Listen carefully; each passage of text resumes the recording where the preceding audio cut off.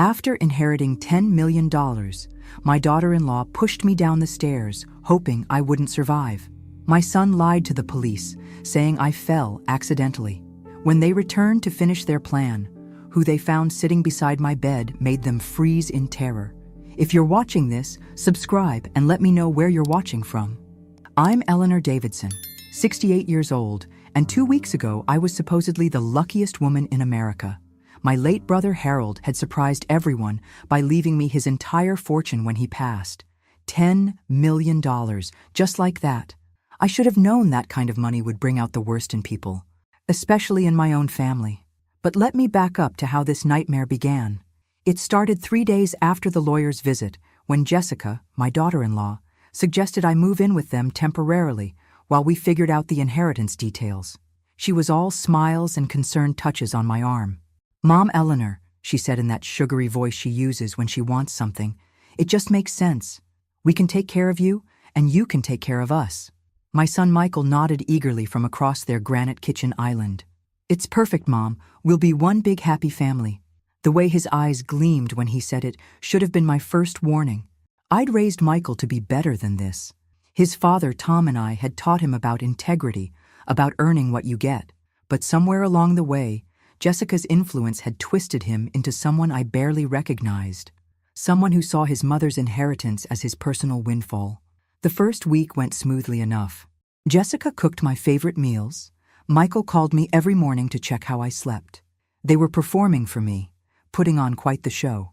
I almost felt guilty for the suspicious thoughts creeping into my mind. Almost. Then came the papers. Michael spread them across the dining room table with the confidence of a lawyer, though he'd never finished college. "Mom, we need to talk about estate planning. Jessica's been researching tax implications." I looked at the documents, my reading glasses perched on my nose. Power of attorney forms, healthcare directives, and buried in the middle, transfer agreements that would essentially hand over control of my inheritance to them for management purposes. "This seems awfully complicated," I said, setting down my coffee cup. "Maybe I should have my own lawyer review these." The temperature in the room dropped 10 degrees. Jessica's smile became strained. "Oh, Mom Eleanor, that would just slow everything down. We're family. You can trust us." Trust. That word tasted bitter in my mouth as I remembered how eagerly they'd welcomed me into their home. How quickly they'd cleared out their guest room, pushing aside years of accumulated junk to make space for their newfound golden goose. "I'll think about it," I said, folding the papers carefully. That night, I heard them arguing in hushed tones through the thin walls. Jessica's voice sharp with frustration.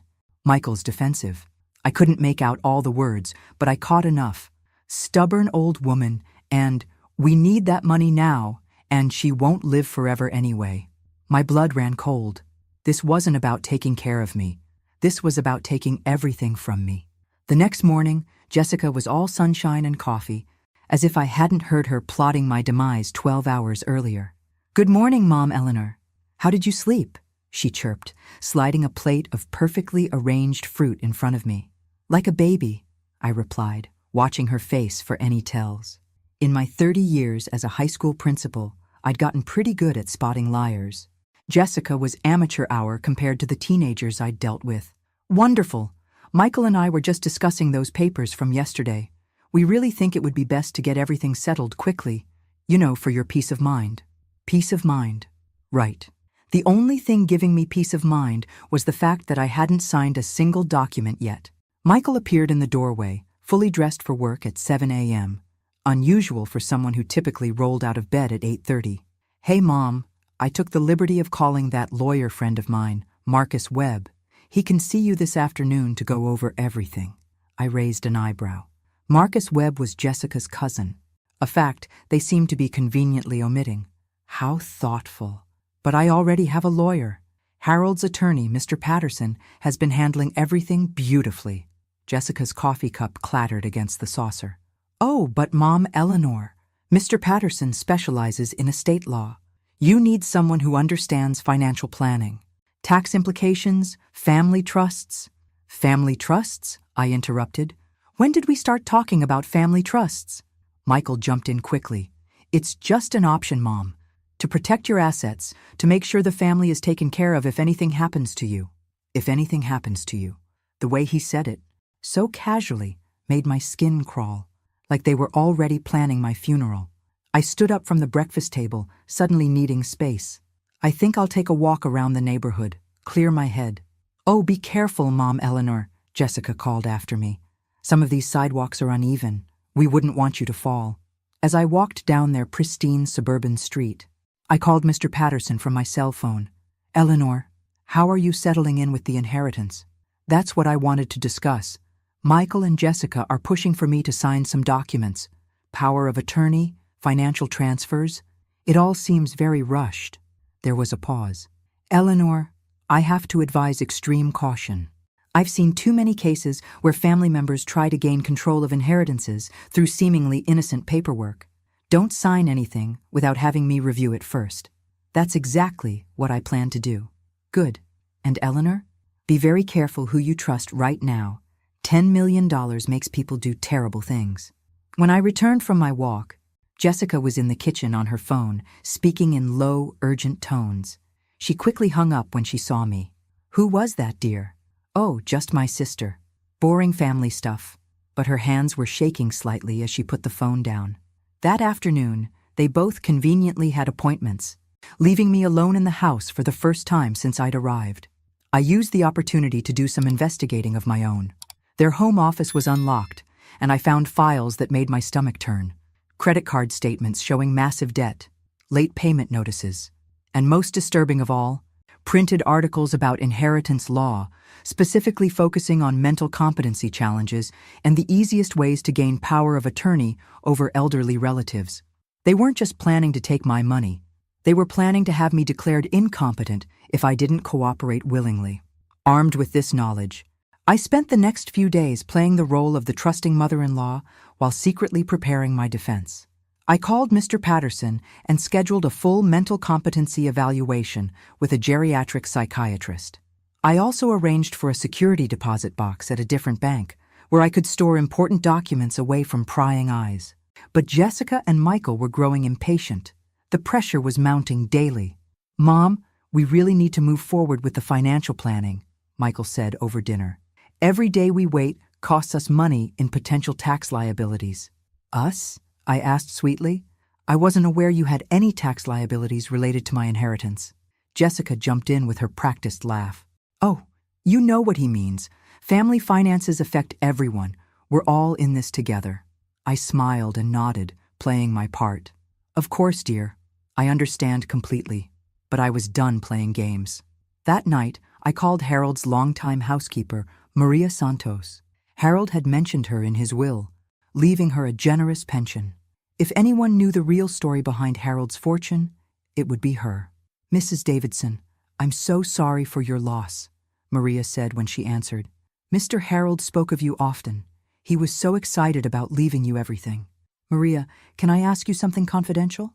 Did Harold ever mention being concerned about family members trying to take advantage of the inheritance? There was a long pause. Mrs. Davidson, Mr. Harold was very specific about his wishes. He left everything to you because he trusted you. He said his nephews had already shown their true colors by trying to borrow money from him repeatedly. He didn't want them to get a single penny. My blood ran cold. Harold's nephews, Jessica's brothers. He was especially worried about pressure tactics, Mrs. Davidson. He made me promise to tell you that if anyone tried to rush you into financial decisions, you should run the other way. The puzzle pieces were falling into place. This wasn't just Michael and Jessica's scheme. This was a family conspiracy, and I was the target. The next morning at breakfast, Jessica seemed unusually nervous. She kept checking her phone and glancing toward the window. Expecting someone? I asked innocently. Oh no, just waiting for a delivery. But she wouldn't meet my eyes. Michael had already left for work, claiming an early meeting. The house felt different, charged with anticipation, like something was about to happen. I excused myself to use the bathroom upstairs, but instead I crept to the window overlooking the front yard. A dark sedan was parked across the street. 2 men inside. They'd been there for an hour. My heart started racing. This was it. Whatever they had planned was happening today. I quickly called Mr. Patterson. I need you to come to Michael's house immediately. Something's about to happen. Eleanor, what's wrong? I think they're planning to have me declared incompetent today. There are men outside, and Jessica's acting very strange. I'm calling the police and heading over now. Don't sign anything and don't be alone with them. But it was too late. I heard the front door open and voices in the foyer. Jessica was greeting someone, her voice bright and fake. She's upstairs. She's been acting very confused lately, very paranoid. We're so worried about her mental state. I recognized the second voice immediately. Dr. Richard Steinberg, a psychiatrist Michael had mentioned before. A man who, I was betting, owed them a significant favor. They were planning to have me committed. Right here, right now. I had maybe 5 minutes before they came upstairs. Time enough for one last phone call. I dialed 911 with shaking fingers. 911, what's your emergency? This is Eleanor Davidson. I'm at 247 Maple Street, and I believe I'm about to be unlawfully committed by family members trying to steal my inheritance. Ma'am, can you repeat that? My son and daughter-in-law are planning to have me declared mentally incompetent so they can control my $10 million inheritance. There's a psychiatrist here now, and I believe this is all fraudulent. I could hear footsteps on the stairs. They were coming. Ma'am, officers are en route. Can you stay on the line? I'll try. I shoved the phone into my sweater pocket, keeping the line open. Jessica appeared in the doorway with a tall, thin man in an expensive suit. Mom, Eleanor, this is Dr. Steinberg. Michael asked him to come check on you. We've been so worried about your mental state lately. Doctor. Steinberg stepped forward with a practiced, patronizing smile. Mrs. Davidson, your family is concerned about some confusion you've been experiencing. I'm here to help. What confusion? I asked calmly. I feel perfectly clear-headed. Jessica's eyes darted nervously. Mom, Eleanor, you've been saying some very strange things. Accusing us of trying to steal from you, talking about conspiracies. It's very concerning. Is it concerning that I found articles about mental competency challenges in your office? Or that I discovered your brothers have been pressuring Harold for money for years? Dr. Steinberg pulled out a clipboard. Mrs. Davidson, paranoid delusions are common in elderly individuals, especially during times of stress. I think it would be best if we had you evaluated at a facility where you can get proper care. The sirens were getting closer. I just needed to stall a little longer. Doctor, before we proceed, I'd like to see your credentials, and I'd like to call my own physician for a second opinion. That won't be necessary, Jessica interjected quickly. We've already made arrangements. Arrangements for what exactly? Dr. Steinberg opened his briefcase and pulled out commitment papers. Mrs. Davidson, we have a 72-hour psychiatric hold for your own safety. The sirens were right outside now. Jessica's face went white as she ran to the window. There are police cars outside, she said, her voice rising in panic. I smiled sweetly. Oh yes, I called them. You see, I'm not as confused as you thought. The front door burst open, and I heard heavy footsteps on the stairs. 2 officers appeared in the doorway, followed closely by Mr. Patterson. Mrs. Davidson, are you all right? The first officer asked. I'm perfectly fine, officer, but I believe these people were attempting to have me unlawfully committed in order to gain control of my inheritance. Doctor. Steinberg tried to maintain his composure. Officers, this woman is clearly delusional. She needs psychiatric care. Mr. Patterson stepped forward with his briefcase. Officer, I'm Mrs. Davidson's attorney. She recently passed a comprehensive mental competency evaluation with flying colors. Any attempt to have her committed without proper legal procedures would be fraudulent. Jessica started crying. We were just trying to help her. She's been so paranoid, so confused. Confused enough to call 911 when I suspected fraudulent activity? I asked. Confused enough to hire a lawyer and get a psychiatric evaluation? I'd say my judgment is pretty sound. The second officer was examining the commitment papers. Dr. Steinberg, these forms haven't been properly filed with the court. This appears to be an illegal detention attempt. Michael chose that moment to come running up the stairs, still in his work clothes, but clearly panicked. What's going on? Jessica called me saying there were police cars. He stopped dead when he saw the scene. His face went from confusion to realization to pure panic in about 3 seconds. Michael, I said calmly, I believe you and your wife need to explain to these officers why you thought it was appropriate to try to have me committed. That's when Jessica completely lost it. She's ruining everything. We need that money. Do you know how much debt we're in? Do you know what this inheritance could do for our family?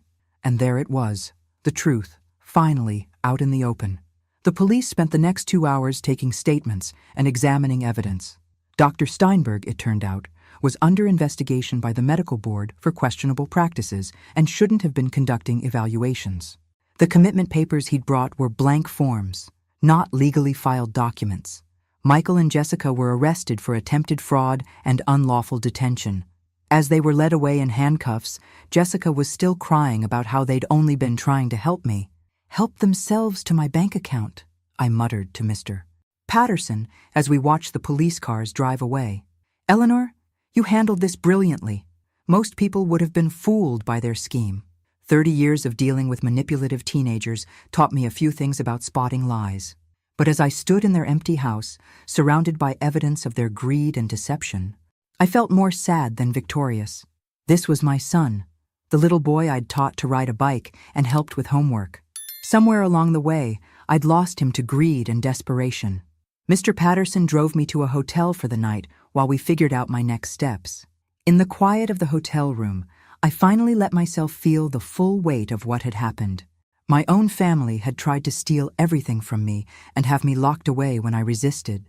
The next morning brought a call from Michael's lawyer. He wanted to make a deal. Mrs. Davidson, my clients are prepared to plead guilty to lesser charges in exchange for family reunification therapy and a promise not to pursue the inheritance. I almost laughed. A promise not to pursue my own inheritance? How generous of them. They're still your family, Mrs. Davidson. Surely there's room for forgiveness. There's room for many things, I replied. Forgiveness may come eventually. Trust, however, is gone forever. I hung up and called Maria Santos. Maria, I want to see Harold's house. I think it's time I understood exactly what he left me. Harold's estate was magnificent. A sprawling Victorian mansion overlooking the ocean, with gardens that looked like something from a magazine.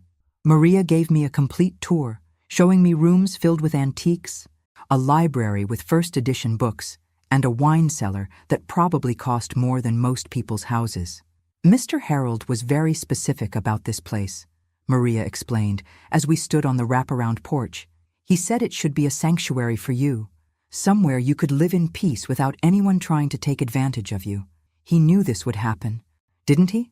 He hoped it wouldn't, but yes, he was prepared for it. That's why he set up the inheritance the way he did. The money comes with certain protections built in. That afternoon, Mr. Patterson explained those protections. Harold had been smarter than I'd realized.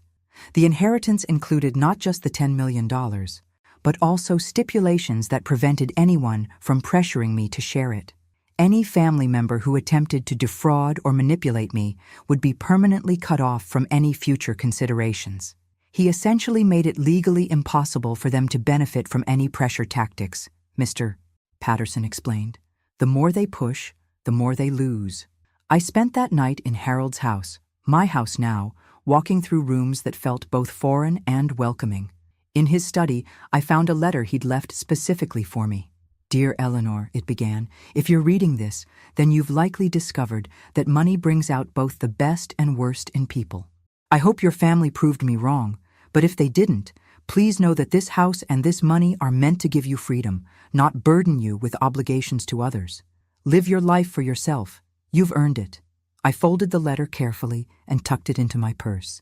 Harold had given me more than money. He'd given me permission to put myself first for perhaps the first time in my life. The phone rang. It was Jessica, calling from jail. Mom, Eleanor, please, we made a mistake. Can you drop the charges? We'll pay you back. We'll do anything. I looked out at the ocean, watching the waves crash against the rocks below the house. Jessica, the charges are out of my hands now. You committed crimes. But even if I could drop them, I wouldn't. But we're family. Family doesn't try to steal from each other. Family doesn't try to have each other committed. You made your choice when you decided I was worth more to you as a victim than as a mother. Please, we're going to lose the house. We're going to lose everything. Then you'll understand how I felt when you tried to take everything from me. I hung up and turned off my phone. Tomorrow, I'd start figuring out what my new life looked like. Tonight, I just wanted to sit in my beautiful house and feel grateful that Harold had loved me enough to protect me from my own family. 6 months later, I was hosting my first dinner party in the Ocean View dining room.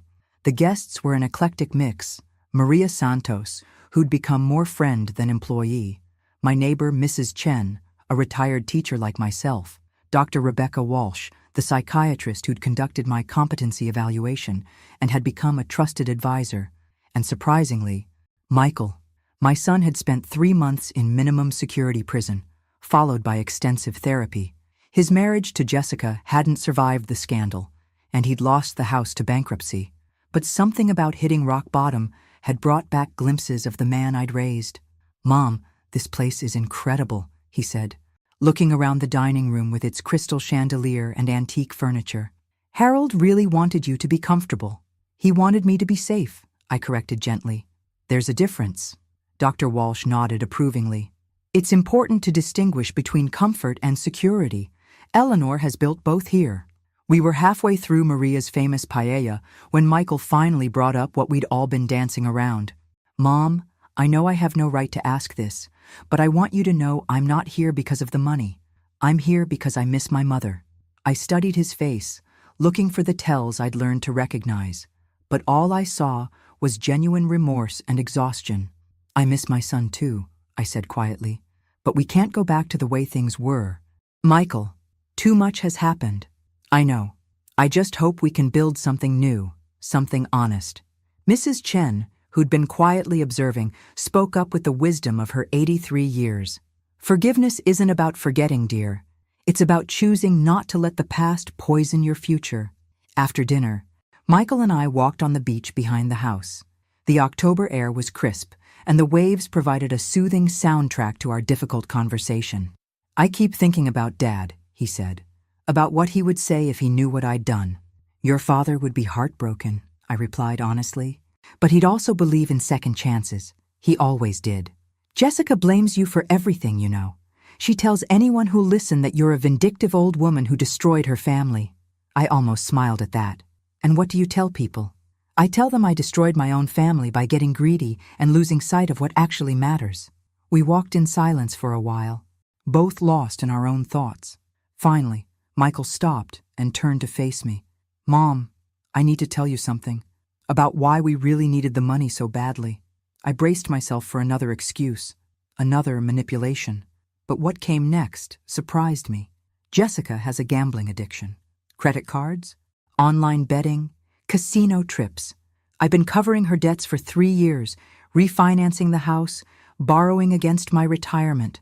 I was drowning, and when we heard about your inheritance, it felt like salvation. "Why didn't you just ask for help?" "Because I was ashamed. Because I knew you'd tell me to leave her, and I thought I could fix it myself. I thought if we could just get access to some of your money, we could pay everything off and start fresh."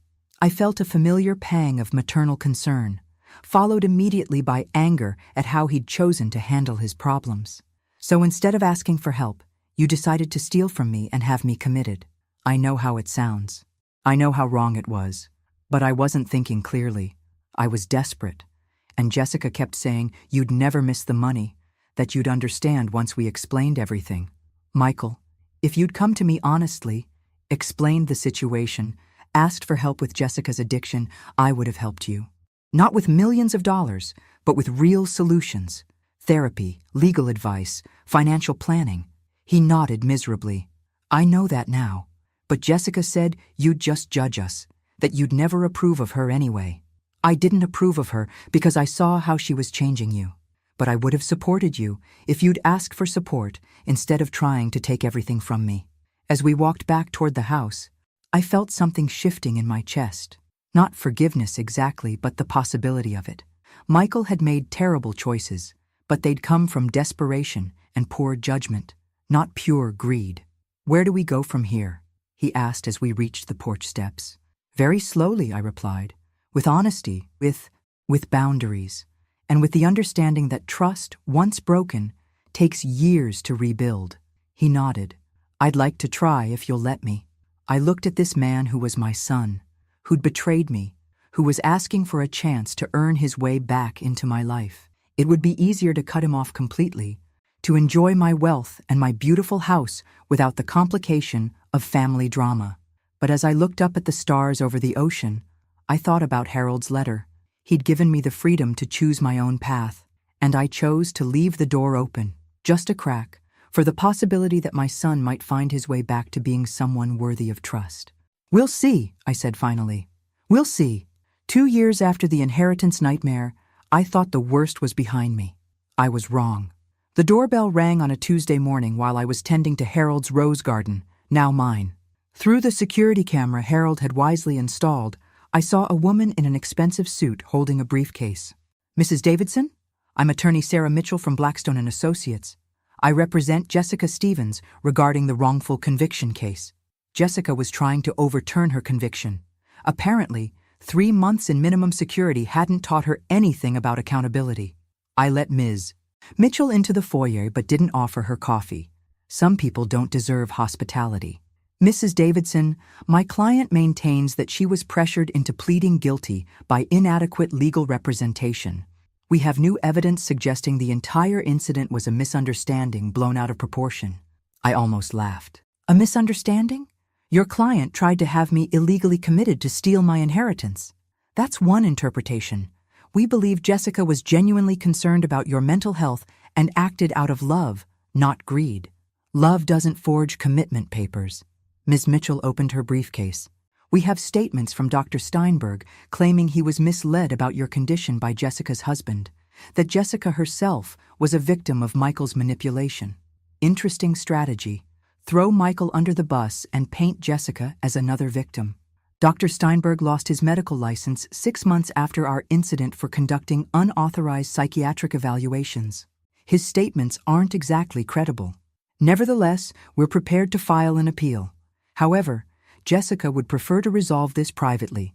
She's willing to publicly apologize and accept responsibility for her part in the misunderstanding in exchange for your support in overturning her conviction." The audacity was breathtaking. She wanted me to help clear her record after she'd tried to destroy my life. What exactly would I get out of this arrangement? Family reconciliation, peace of mind, the knowledge that you've helped a young woman learn from her mistakes. I walked to the window overlooking the ocean, buying time to process this latest manipulation attempt. Jessica hadn't learned anything except new ways to avoid consequences. "Ms. Mitchell, please tell your client that I wouldn't help her if she was drowning in my swimming pool. Good day." After the lawyer left, I called Mr. Patterson. "They're appealing the conviction and want my help overturning it." "Absolutely not. Eleanor, Jessica's conviction stands as protection for you. If it gets overturned, it sets a precedent that family members can attempt financial fraud without real consequences." That evening, Michael called. "Mom, did someone from Jessica's legal team contact you?" "They did. I told them exactly what they could do with their appeal." "Good." Jessica called me asking if I'd support her appeal. She actually thought I might help her after she blamed everything on me during the divorce proceedings. "Are you tempted?" "Hell no. Sorry, Mom, but absolutely not. Jessica made her choices. She can live with the consequences." I was proud of him for that response. His therapy was clearly working. 3 months later, the appeal was denied. Jessica's new lawyer hadn't been able to overcome the overwhelming evidence of fraud. But victory felt hollow when Michael arrived at my door with disturbing news. "Mom, there's something you need to know. Jessica's been contacting your neighbors, telling them stories about you." My stomach dropped. "What kind of stories?" "She's claiming you've become paranoid and vengeful, that you're using your money to destroy people's lives. Mrs. Chen mentioned it to me when I ran into her at the grocery store." I felt a familiar chill. "What exactly is she telling people? That you're unstable? That the family tried to help you, and you had them arrested out of spite? She's trying to turn the community against you." The next day proved Michael right. At the farmer's market, I noticed people avoiding eye contact. Conversation stopped when I approached. Mrs. Chen was notably absent from her usual vegetable stand. I decided to confront this head-on. I drove to Mrs. Chen's house and knocked on her door. "Eleanor," she said, her usual warm greeting replaced by cautious politeness. "May I come in? I think we need to talk." She hesitated, then stepped aside. "I suppose we should." In her living room, surrounded by family photos and the scent of jasmine tea, I faced my friend directly. "Someone's been telling you stories about me." Mrs. Chen looked uncomfortable. Eleanor, I don't want to get involved in family drama. What did Jessica tell you? She said you've become vindictive since inheriting the money, that your family tried to help you manage your finances, and you had them arrested for it. She seemed very upset, very sincere. I felt my temper rising, but I kept my voice steady. Did she mention trying to have me committed with fraudulent paperwork? Or the fact that she stole from me for months before I even knew about the inheritance? Mrs. Chen's expression shifted. She didn't mention those details. I imagine not. Mrs. Chen, in the 2 years you've known me, have I ever seemed vindictive? Have I ever used my money to hurt anyone? She shook her head slowly. No, you've been nothing but generous and kind. Then why would you believe Jessica's story over your own experience with me? Because family situations are complicated. Sometimes good people do desperate things when money is involved. I spent the next hour explaining the real story, showing Mrs. Chen the court documents I kept in my purse, the police reports, the evidence of Jessica's fraud. By the end, Mrs. Chen was apologetic and angry. I should have talked to you first. I'm sorry, Eleanor. It's not your fault. Jessica's very convincing when she wants to be. But the damage was spreading. Over the next week, I learned Jessica had contacted half the neighborhood, spinning her tale of victimization. Some people believed her, others reserved judgment. A few, thankfully, dismissed her entirely. The situation reached a breaking point when I found graffiti on my garden gate. Rich witch. That's when I decided Jessica needed to learn about consequences in a more permanent way. I called my private investigator, a woman named Patricia Stone, whom Mr. Patterson had recommended for background checks on potential household staff. I explained the situation and asked her to compile a complete dossier on Jessica's activities since her release from prison. I want to know everywhere she's been, everyone she's talked to, and every lie she's told. Patricia's report was enlightening.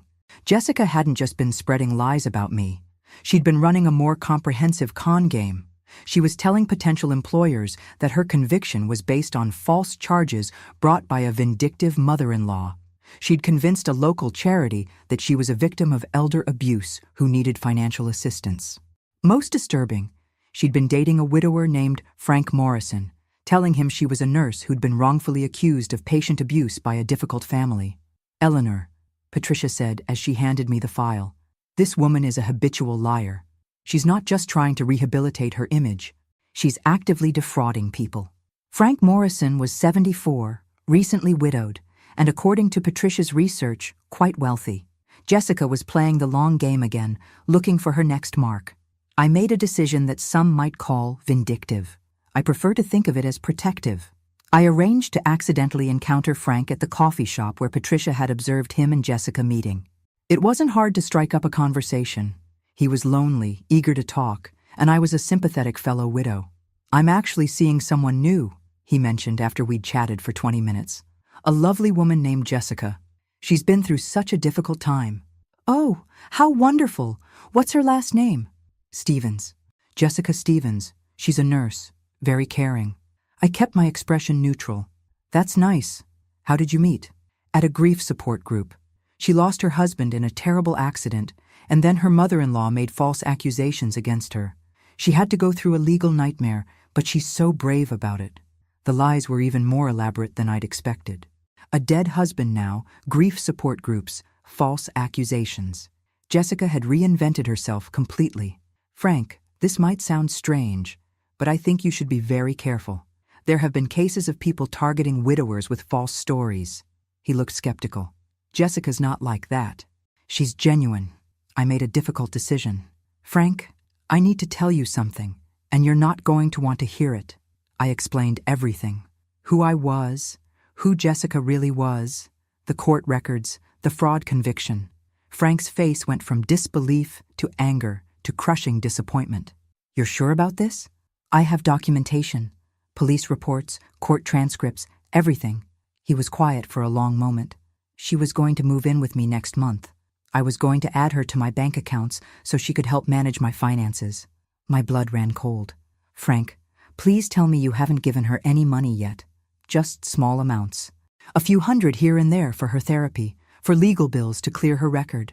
Jessica was already working him, just like she'd worked me and Michael. What are you going to do? I asked. I'm going to confront her, tonight. Frank, please be careful. Don't do it alone. Have a friend present, or do it in a public place. That evening, Frank called me. She denied everything at first, called you a vindictive liar, but when I showed her the court documents you gave me, she broke down and confessed. She said she was desperate, that she needed money for her family. What family? Her marriage to my son ended 2 years ago. Her parents, apparently, they're in debt because of legal bills from her case. Even in confession, Jessica couldn't tell the complete truth. Are you pressing charges? I don't know. She only took about $800, but Eleanor, what scares me is how completely I believed her. If you hadn't warned me, I would have signed over access to my entire retirement account. Frank decided not to press charges, but he did file a report with the police documenting Jessica's fraud attempt. It was enough to trigger a violation of her probation terms. 2 days later, I got a call from Detective Morrison, no relation to Frank, who'd handled the original case. Mrs. Davidson, Jessica Stevens has been arrested for probation violation and new fraud charges based on Mr. Morrison's complaint. She's claiming you orchestrated this to frame her. Detective, I simply warned a potential victim about her criminal history. Is that illegal now? Not at all. In fact, we appreciate citizens who help protect potential victims from known predators. Jessica's arrest made the local newspaper. Not front-page news, but visible enough that my neighbors who'd believed her stories began to reconsider their positions. Mrs. Chen brought me a basket of homemade cookies and a heartfelt apology. I should have known better than to believe gossip over my own experience with you. Other neighbors followed suit. The graffiti was cleaned off my gate, and several people volunteered to help watch my property for any further harassment. But the real test came when Michael visited that weekend.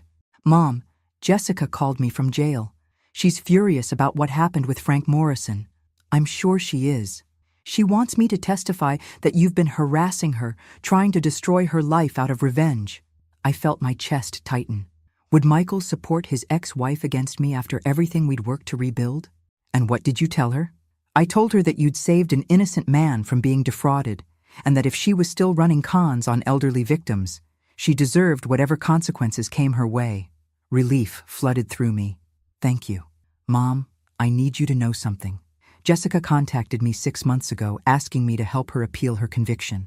She said if we both testified that the incident was a misunderstanding, we could get the charges dropped and split whatever money we could get from you afterward. And I told her she was insane if she thought I'd help her hurt you again. That's when she started this campaign to turn people against you. She figured if she couldn't get to your money through me, she'd try to isolate you socially. The depth of Jessica's manipulation was staggering. Even after prison, even after losing everything, she was still scheming to profit from my inheritance. Why didn't you tell me about her offer earlier? Because I was ashamed that I'd ever been married to someone so calculating. And because I was afraid you'd think I was tempted by her offer. Were you? He met my eyes directly. Not for a second. I've learned the difference between wanting money and needing self-respect. That evening, I sat on my porch watching the sunset over the ocean. Harold's house had indeed become my sanctuary, but it had also become something more. It was my fortress, protecting me from people who saw my wealth as their opportunity. I thought about Jessica, sitting in her jail cell, probably planning her next scheme. Some people never learn. They see consequences as obstacles to overcome rather than lessons to absorb. But I'd learned something too. Money doesn't corrupt people. It reveals who they already were underneath. Jessica had always been greedy and manipulative. Michael had always been weak and easily influenced. And I had always been stronger than I gave myself credit for. Tomorrow, I'd continue building the life Harold had wanted me to have. Tonight, I'd simply enjoy the peace that comes from knowing I could protect myself and others from predators who see kindness as weakness. 1 year later, I was hosting a garden party to celebrate the 3rd anniversary of Harold's passing and my inheritance. The guest list included genuine friends I'd made, neighbors who'd proven their loyalty, and Michael, who'd earned his way back into my good graces through consistent honesty and respect. The party was also serving a purpose Jessica couldn't have anticipated. I'd invited Frank Morrison, Detective Morrison, Mrs. Chen, and several other people who'd been touched by Jessica's manipulations. Not to gloat, but to create a network of people who could recognize and prevent similar schemes in the future. It's amazing how many predators target seniors, Dr. Walsh was saying to a group gathered near the Rose Garden. Financial abuse is epidemic in our communities. The key is communication, Detective Morrison added. If people had called Mrs. Davidson when Jessica first approached them, this could have been stopped immediately. Mrs. Chen nodded vigorously. We've started a neighborhood watch specifically for financial scams. If someone new starts asking for money or spreading stories about family drama, we verify everything before believing anything. Michael found me refilling the punch bowl. Mom, this is really something. You've turned your bad experience into community education. Harold would have appreciated that. He always believed in turning problems into solutions. Have you heard anything about Jessica's appeal? It was denied. Again. She's serving her full sentence this time, with additional time for the fraud charges from Frank. Do you think she'll try again when she gets out? I considered the question seriously. Probably, but she'll find it much harder now. Word travels fast in communities like ours, and she's burned too many bridges. Does that worry you? Not anymore. I've learned that the best defense against manipulators is transparency. The more openly we discuss these situations, the harder it becomes for predators to operate. As the party wound down and guests began to leave, Frank Morrison approached me with something in his hand. Eleanor, I wanted to give you this. He handed me a small wrapped package. It's not much, but I wanted you to know how grateful I am. Inside was a beautiful silver picture frame with an engraved message. To Eleanor Davidson, who saved more than my money. She saved my faith in human decency. Frank, this is lovely, but unnecessary. It's very necessary. Do you realize what you did? You could have let Jessica take advantage of me. You could have minded your own business and avoided all the drama that followed. But you chose to protect a stranger. Mrs. Chen overheard and joined us. That's what good people do. They protect others even when it costs them something. After everyone left, Michael and I sat on the porch, as we'd done so many times over the past year. Mom, can I ask you something personal? Of course. Do you ever regret not just giving us some money from the beginning? I mean, if you'd shared the inheritance, none of this would have happened. I thought about his question carefully. Michael, if I'd given you money immediately, what would you have learned? What would Jessica have learned? You both would have discovered that manipulating me worked, and you would have escalated from there. But maybe we would have been satisfied with just some help. Do you really believe that? Jessica stole from Frank Morrison even after failing to steal from me. She appealed her conviction twice. She tried to turn my neighbors against me. Does that sound like someone who would have been satisfied with partial success? He shook his head slowly. No, it doesn't. The inheritance wasn't the problem. Michael, the inheritance was the test. It revealed who people really were when they thought they could get away with anything. And who am I? What did the test reveal about me? That you're someone who can learn from mistakes, someone who can choose growth over resentment, someone who can rebuild trust through actions rather than words. We sat in comfortable silence, watching the waves crash against the shore. The ocean was eternal, patient, powerful. It reminded me that some things endure while others wash away. I have something to tell you, I said finally. I've been working with Mr. Patterson on a new will. Michael tensed slightly. Oh? I'm leaving everything to charity. The house will become a refuge for seniors who've been financially abused by family members. The money will fund legal aid for elderly victims of financial fraud. He was quiet for a long moment. Then he smiled. That's perfect, Mom. Really perfect. You're not disappointed? I'm proud. This inheritance has caused nothing but trouble for our family. Turning it into something that helps people makes sense. There is one exception, I added. I'm leaving you Harold's collection of first edition books. Not because they're valuable, but because you used to love reading with me when you were little. I want you to remember the good parts of our relationship. Michael's eyes filled with tears. Thank you, Mom. That means more to me than any amount of money could. As I prepared for bed that night in Harold's beautiful house, I reflected on the journey that had brought me here. 3 years ago, I'd been an ordinary widow living quietly on my pension. Then came the inheritance, the betrayal, the legal battles, and finally, the peace. Harold had been right. The money had given me freedom, but not the kind I'd expected. It had freed me from the obligation to accept poor treatment from family members. It had freed me from the need to choose peace over self-respect. Most importantly, it had freed me to discover that I was much stronger than I'd ever imagined. Tomorrow, I'd continue the work of turning my traumatic experience into something helpful for others. But tonight, I'd simply be grateful for the journey that had led me to understand that true wealth isn't about having money. It's about having the wisdom to use whatever power you possess to protect yourself and others from those who would exploit kindness for personal gain. The inheritance had tested everyone in my life. Some had failed spectacularly.